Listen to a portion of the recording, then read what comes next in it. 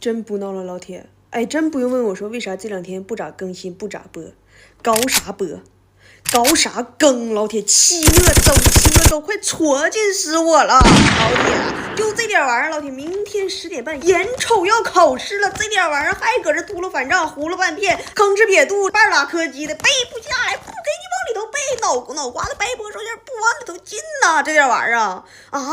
眼瞅3点了，上午10点半就考试，不知道寻思啥，这心逞大去了，这手爪子就成剑去了，丁家就拿起那个手机玩，谁有招啊？老铁啊！